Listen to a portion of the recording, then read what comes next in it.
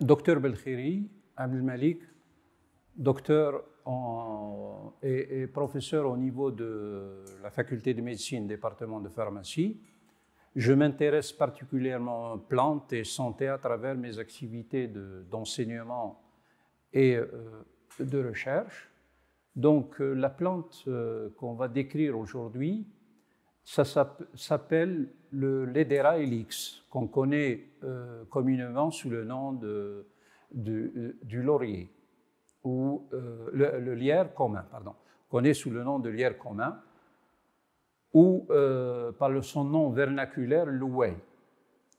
Le nom anglais, c'est le common ivy.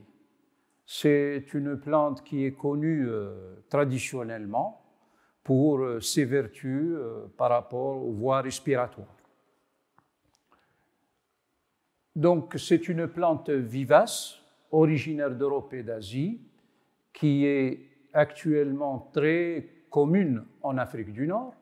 Le lierre est par vocation une plante grimpante, on la retrouve sur les arbres, sous les haies. C'est une plante en premier ornementale, mais son intérêt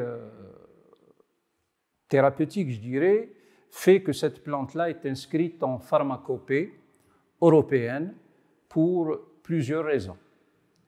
Donc le produit le plus souvent utilisé, c'est l'extrait sec de lierre, qui est obtenu à partir des feuilles de Hedera helix par une action commune de l'eau et de l'alcool, et puis l'alcool est évaporé et le produit est remis dans une phase aqueuse et il est commercialisé en sirop. Il contient notamment une saponine qu'on appelle l'hédéracoside C dans la plante, qui se convertit en alpha-hédérine, molécule au fort pouvoir antibiotique. C'est ce que dit la littérature. Les phytoactifs qu'on retrouve dans le lierre, c'est principalement des flavonoïdes, notamment la rutosine qui est un précurseur de la quercétine, molécule anti-inflammatoire et antioxydante.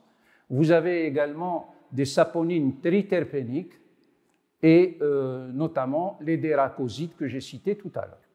Comme activité pharmacologique, il y a eu beaucoup d'études chez l'animal ou in vitro. Notamment, on a établi, à travers des études in vitro en utilisant l'organe isolé, les lions du cochon d'Inde, sur des modèles expérimentaux, que la fraction des saponosides, la fraction aqueuse des saponosides, est composée phénolique isolée à partir de l'extrait, présente une forte activité spasmolytique contre les contractions induites par l'acétylcholine de l'ion isolé. L'expérimentation in vivo a également montré un effet inhibiteur de la bronchoconstriction.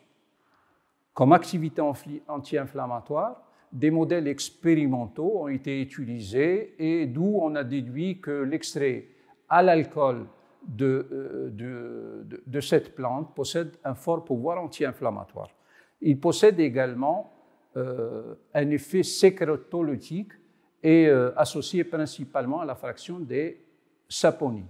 Pour résumer, on a une activité principale spasmolytique, bronchodilatatrice, sécrétolytique et anti-inflammatoire. À ceci s'associent des activités secondaires antibactériennes, antivirales et antioxydantes.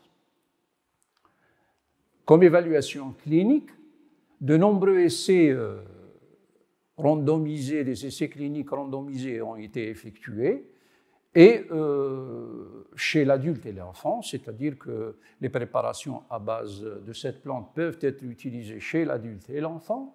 L'efficacité et l'innocuité de l'extrait de feuilles de lierre utilisé comme expectorant en cas de toux productive associé à une infection respiratoire aiguë ont été démontrées dans un essai randomisé contrôlé par placebo en double aveugle.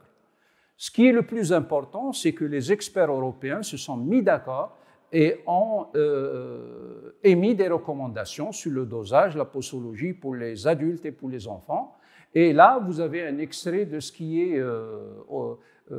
apparaît sur le rapport d'expertise. Notamment, c'est que la plante a été validé en usage bien établi. Quand il y a deux usages, il y a deux niveaux de recommandation. Il y a ce qu'on appelle le niveau traditionnel et il y a le niveau bien établi, l'usage bien établi. Et dans ce sens, l'EMA, sous la base du niveau élevé de preuve de sécurité et d'efficacité, on recommande un usage bien établi pour l'indication thérapeutique suivante. Les accélérateurs spécifiés sont utilisés comme expectorants en cas de toux productif associé à une infection respiratoire aiguë. Ça, c'est ce qui ressort des recommandations de l'EMA. En matière d'indication et de posologie, bien entendu, comme je l'ai dit, cette plante-là peut être préconisée chez l'adulte, chez l'enfant de 6 à 11 ans, chez l'enfant de 2 à 5 avec des posologies adaptées. Les posologies apparaissent dans le rapport de l'expertise européenne. Il est administré principalement par voie orale, sous forme solide, c'est-à-dire qu'on peut le retrouver sous forme de comprimé ou sous forme de sirop. Pour les indications suivantes, indications en cas de toux productif, comme traitement adjuvant des infections bronchiques inflammatoires. La posologie, bien entendu, je l'ai dit, elle est adaptée, elle est précise et prescrite dans le rapport de l'EMA. La durée d'utilisation, elle est préconisée, elle est d'1 semaine, si bien entendu, ça c'est une directive pour toutes les plantes, si les symptômes ne disparaissent pas, vous devez consulter un professionnel de santé.